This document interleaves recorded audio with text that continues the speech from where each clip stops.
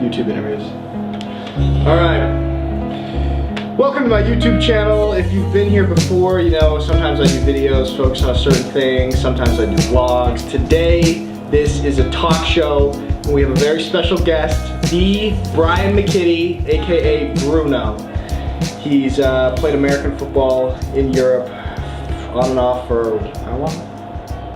First season was 2006. Okay, so a lot of years. So talk to me about your first time coming to Germany.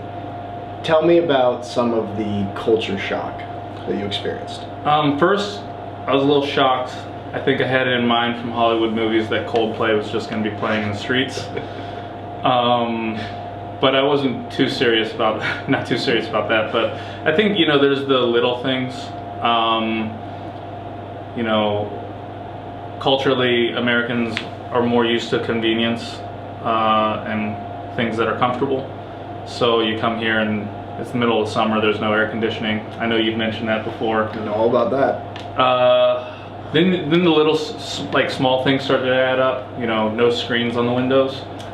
That's a weird thing, yeah. Yeah, so that means that you have to open the windows when it's hot. Flies come in.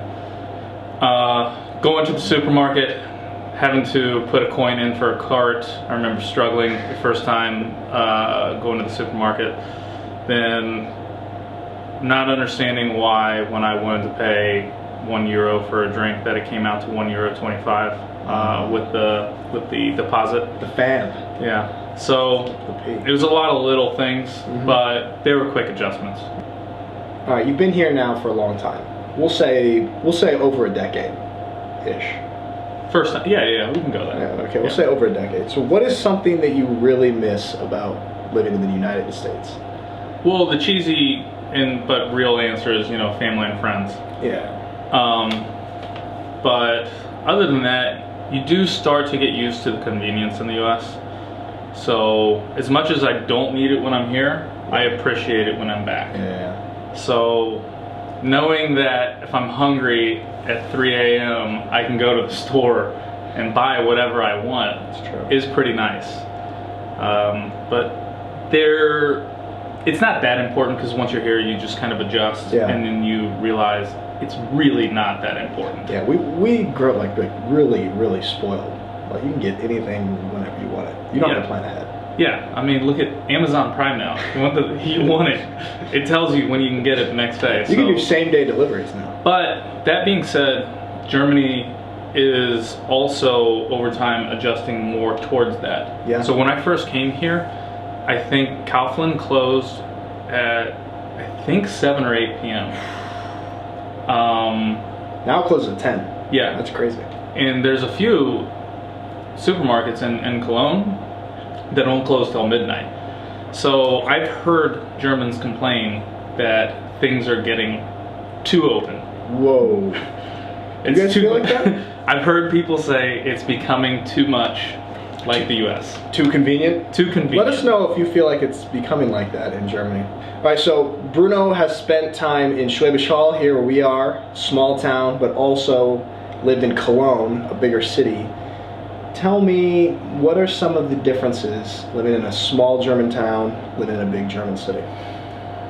Well, obviously, there's two different cultural differences between the south and north of Germany, but you have to be here long enough to understand that. Cologne is a very open-minded and very liberal city where anyone will talk to anyone. When they refer to people from the south, they say they're a little bit more closed-minded. We don't have that feeling because we stepped directly into a football team. Yeah. We had like instant friends. But in terms of the city, you know, you have a completely different feeling of being in a compact hustle and bustle city rather than Schwäbisch Hall. But there's some key things that are the same. For example, if it rains, no one goes outside. That is such a German thing. If it's sunny, you're never going to get a spot at an ice cream shop or a cafe that has outdoor seating. In Cologne, I get socially shamed quite a bit when I do things that I've picked up from the U.S. or Italy. For example, crossing the street with a red lamp when there's no traffic. Do not do that. Yeah, but that happens more often there. But I just don't walk across streets here that have red lights. So I don't know if that exists here or if I just haven't paid attention to it. Well, that's something that I've grown accustomed to, is waiting for the green light and following the rules. Yeah, well, in Italy, I actually learned that I was an idiot because I was waiting. Yeah, that's something. Italy is going to be just totally different than Germany with that. We'll do another video on the differences between living in Germany and living in Italy, because there's a lot of content here, and extract as much as we can from this brain, this wise brain. I don't know if it's wise. With a man bun on it. Show him the man bun. That's how you know it's wise. Bearded man bun. With a beard, with a man bun. That's how you know he has info in there. Alright, some people I know are going to say Cologne's not in the north. You've commented that before, but for us, in the German Football League, the Cologne Crocodiles are in the Northern Division, so in our minds, Cologne is the north. So, elaborate a little more on differences between the north of Germany and the south of Germany that you've noticed. I only really know Cologne. Okay. So, alright. I'm already going to catch flack because this question was loaded. You don't know anything about the north. Idiot with the man bun. Alright, food is slightly different in Cologne. I actually think the food is better here in Schwäbisch Hall. And the south food is, for Germany, is fantastic. Okay. Public transportation, obviously. I mean, you're in a bigger city. Yeah. It's more compact. It's easier for me to get to another city. If I want to get to Bonn, it's 20 minutes. If I want to get to Düsseldorf, it's 20 minutes. That's pretty sweet. Well, Cologne people are special. Are they? Yeah, they're just different. And even people and your viewers will know that Cologne people are special. Are Cologne people special? Yeah. Special how? They have kind of this interesting flair. You can go out to a bar or a cafe, and it'll be occupied by hipsters, elderly people, Rastafarians, and business people all at the same time, and they'll all be talking together. They'll all mingling? And they'll all be mingling. Okay. Especially if there's jazz music on. What thoughts or perceptions or judgments, I'd say, did you have before coming to Germany, and now after living here for a long time? How has your mindset changed?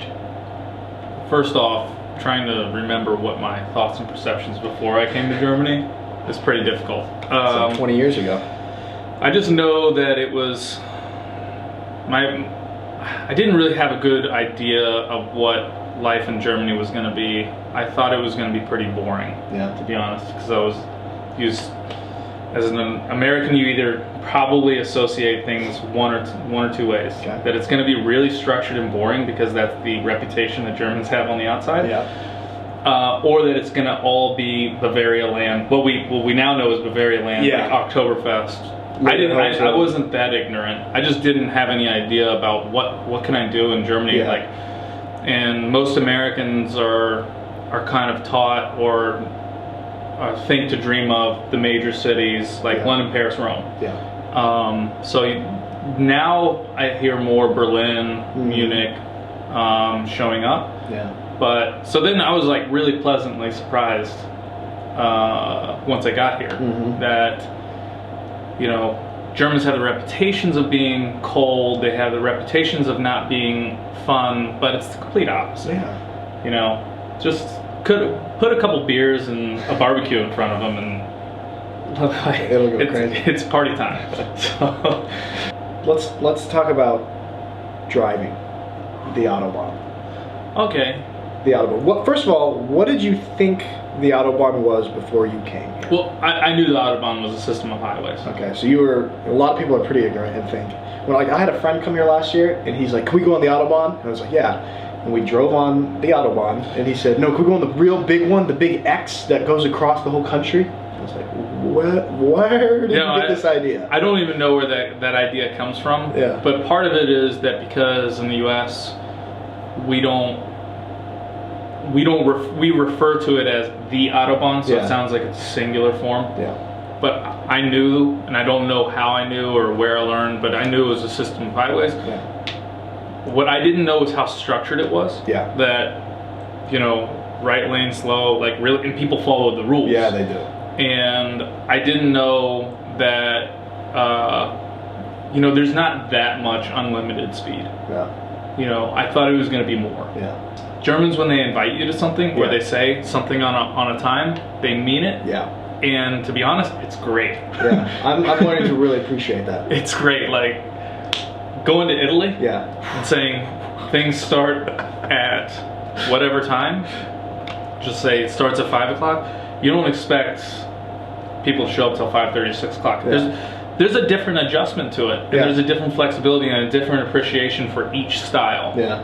Actually, out of all styles, whether you want to be like relaxed or not relaxed, I like the German one. Yeah. Being punctual, literal, Yeah, black and white. yeah. It makes it a lot easier to communicate, get things done, speak some German. How is your German, by the way?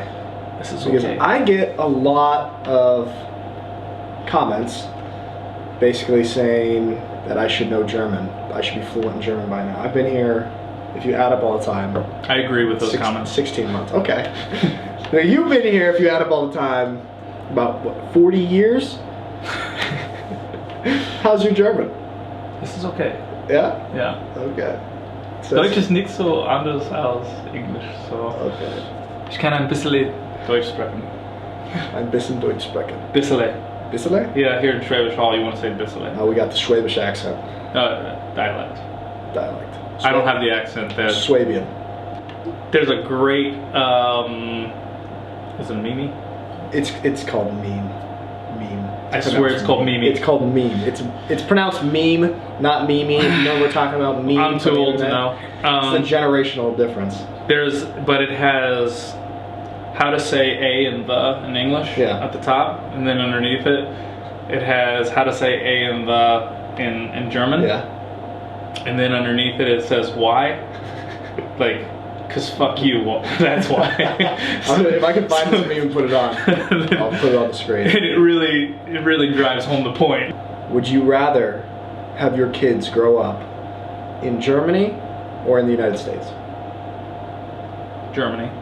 Well, first off, let's talk about tone of culture and priorities and values. Okay.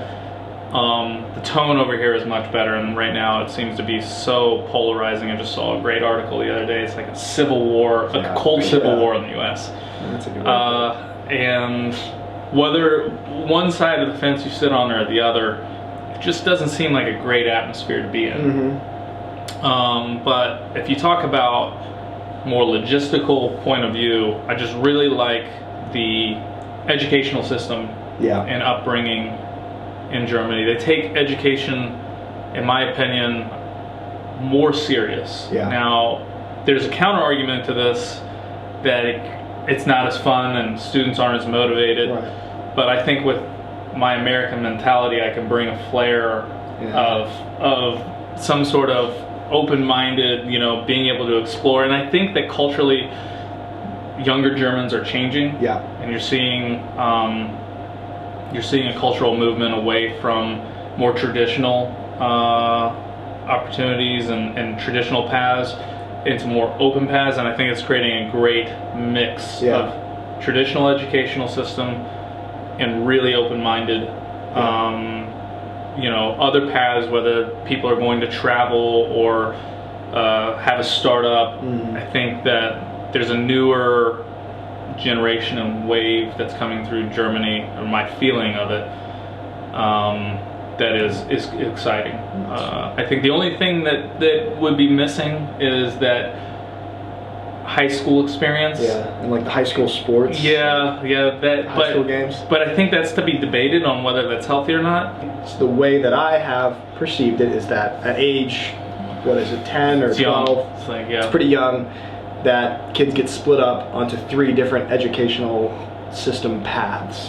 But their parents still have a choice to put them into a tougher one, I think. Okay. So or lower one. But still, at a pretty young age, you're kind of set on a certain path. What do you think about that? Well, again, there's positives and negatives. Yeah. And this can be debated. But I think culturally it's just sort of instilled into Germans that this is what's going to happen. Yeah. As Americans, we view it obviously really negative because we We have the mentality that anything can happen into the future. So why would you limit me? Yeah. That's a good point. And where maybe here it's a little bit more, hey, this is structured, and let's give you the best opportunity to succeed. Yeah. The path for Germans isn't just like, hey, go to college or bust. Yeah. It's a little bit more. There's a little bit more focus on skilled labor. Yep. And so those paths are more common and more respected. Yeah. Here than they are in the U.S. And that's why you see things are done, built, or any kind of skilled labor seems to be very focused and very high quality. Yeah.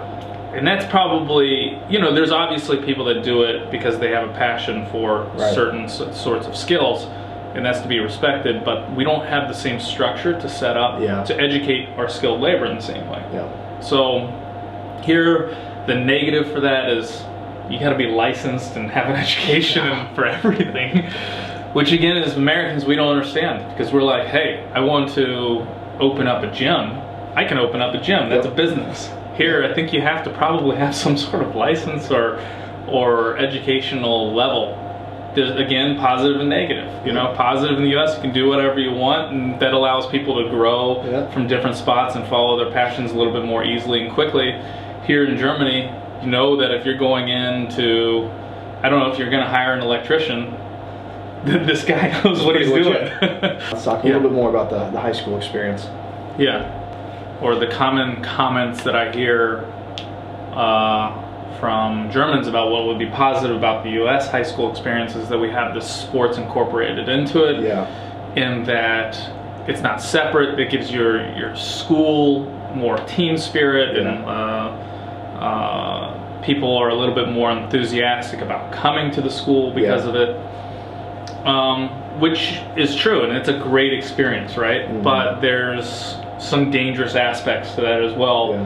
And I think we both kind of had the experience of where it can turn negative. Mm-hmm. For some people, it might turn negative a little bit earlier, because when you're in high school, especially with American football in the U.S., and you're in a state or a city that prioritizes this sport, and that's exactly what I came from. Yeah. And little things start to add up, and subconsciously things are being communicated to you. Signs around town, free meals when you go out to restaurants when they find out, players getting off of speeding tickets and getting out of legal issues, players getting away with certain things at school, and this is on a high school level. So, and high school is what, 14 to 18 years old. Yeah. For me, it really hit home, and I really, really struggled when my first season, I think about 2 or 3 months into it, I tore my ACL, my Kreuzband. Yeah. So I wasn't even aware of it at the time, of how much and how many things were running through my head. This is the end of my career. Yeah. Who am I now? And that's what happens in the U.S. with American football. You prioritize it. You send the message to students, come to school so you can play football. You're great. You're playing football. You're amazing. You're a star. And then when you take that part away from their life, it's hard for them to identify who they are. Yep. Bringing that back to an educational standpoint, from a German perspective, they don't have the opportunity to go through that high school experience and have that great feeling, those ups and downs from American football. But in a way, they're not burdened with that identity. Yeah. So sometimes in the past I viewed and felt sometimes it can be a burden. Yeah, because absolutely can. It can weigh on you, and you don't want to leave it. Yeah. Because that's who you become. That's who you are. Because it's hard to identify yourself with something that is going to end. Like, to identify yourself as a American football player, and that's going to have to stop at some point. Right. Okay, so coming off that point, how American football is so prioritized for us growing up. For any of you out there, have you ever had something that is so prioritized culturally where it becomes a part of your identity, and then at some point it becomes taken away, whether that's sports or work or education or music or whatever it is? Let us know if there's something like that in Germany. All right. Thank you guys for watching. Bruno, thank you for coming on the show. Yeah. This is the first ever talk show on the NALF YouTube channel. If you guys like it, we'll probably do some more because this guy's got a lot of stuff in his head and I want to extract as much of it as possible. All right, thank you for watching. Subscribe, and we'll see you next time.